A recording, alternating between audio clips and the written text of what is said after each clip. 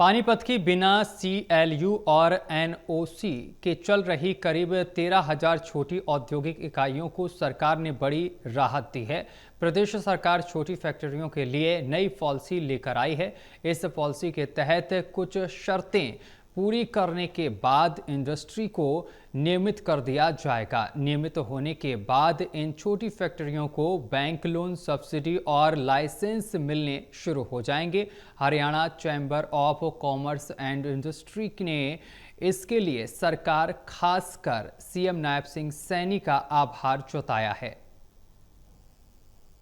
हरियाणा सरकार ने पानीपत की छोटी इंडस्ट्री को एक बड़ी सौगात दी है।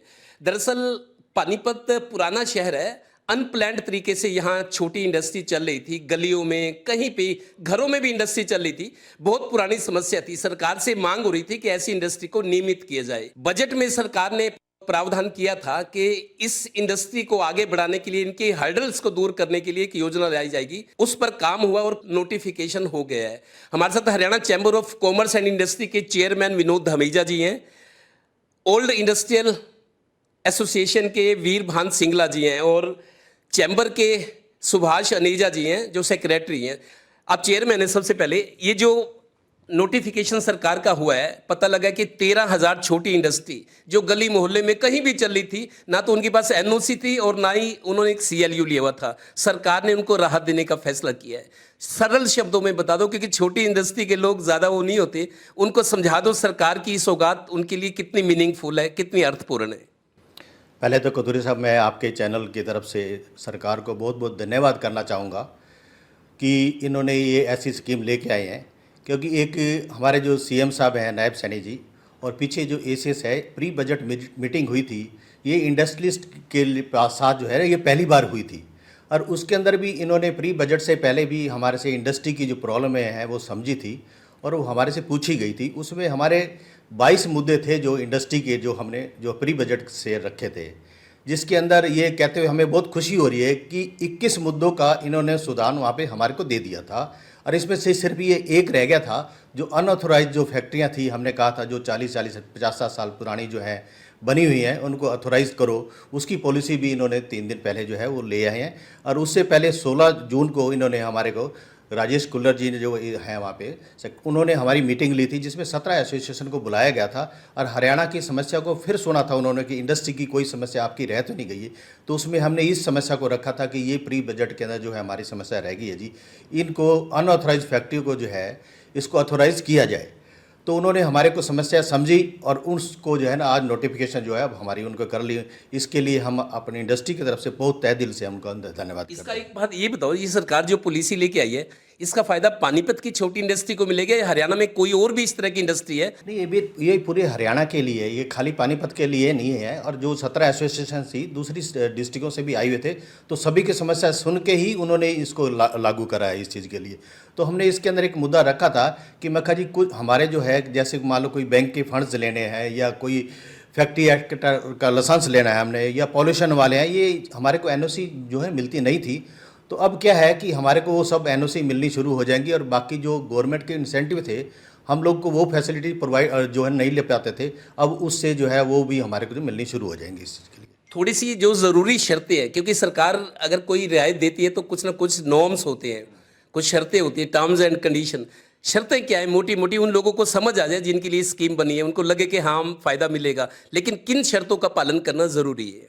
इसमें क्या है कि उन्होंने ये पॉलिसी लेके आए, उन्होंने है कि 50 जो यूनिट्स हैं वो वन टाइम जो है अप्लाई होंगे, उससे नीचे नहीं हो सकते। और उसका मिनिमम एरिया भी जो है 10 एकड़ होना चाहिए या उससे ऊपर बढ़ के 1000 एकड़ तक ये जा सकता है। क्लस्टर हो मतलब? हाँ, मतलब क्या, मान लो जैसे अब हमारे यहाँ अगर पानीपत में देखो तो आप इधर से शुरू हो जाओ, हमारा कच्चा कैंप शुरू हो जाता है, कच्चे कैंप से पूरेवाल कॉलोनी, काबड़ी फाटक, तो ये एरिया जैसे जिस तरह है तो ये इकट्ठे सभी मिलके 50 यूनिट हम लोग अप्लाई कर सकते हैं। और वो भी बहुत इजीली जो है ना हम लोगों को जो है ना इस चीज़ की राहत मिलेगी, इसमें कोई दिक्कत आने वाली है नहीं कुछ ऐसे। कोई फैक्ट्री बंद पड़ी है, मान लो ज़माने के हिसाब से उनका प्रोडक्ट नहीं बिक रहा, समय बदल गया है, कोई इंडस्ट्री बंद पड़ी है, लेकिन वो आदमी उसको सेल ऑफ करना चाहे, पूरी कीमत नहीं थी। ये जो नई पॉलिसी आई है इससे सारी सुविधाएं मिलेगी, वैल्यूएशन बढ़ेगी, ये फ़ायदा भी मिलेगा। बिल्कुल होगा जी। NOC जो हमारे को मिल जाएगी उसका हमारे को बेनिफिट मिलेगा जी। हम बेच भी सकते हैं, खरीद भी सकते हैं जी।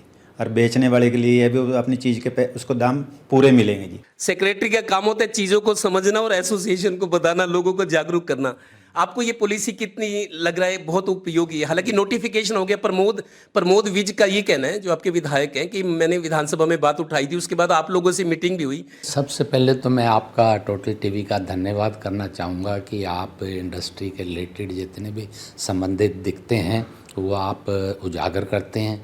और उसके बाद में सीएम साहब का और हरियाणा सरकार का, साथ में खुल्लर साहब का, जिन्होंने दिन रात इस स्कीम को बनाने में योगदान दिया है।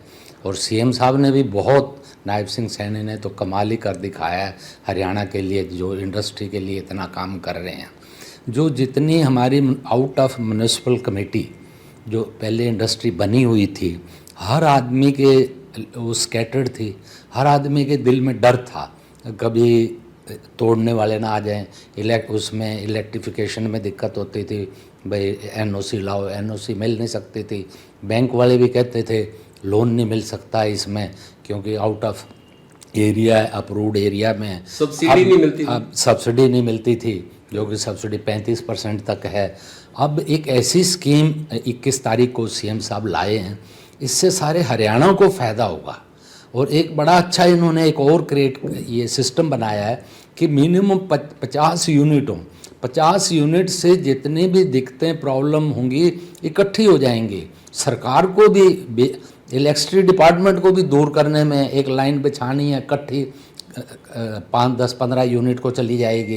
पहले एक एक यूनिट के लिए कुछ आदमी तो खुद सेल्फ लाखों रुपए बहुत हैवी एक्सपेंसेस खर्च करके अपनी लाइनें बिछाई हैं।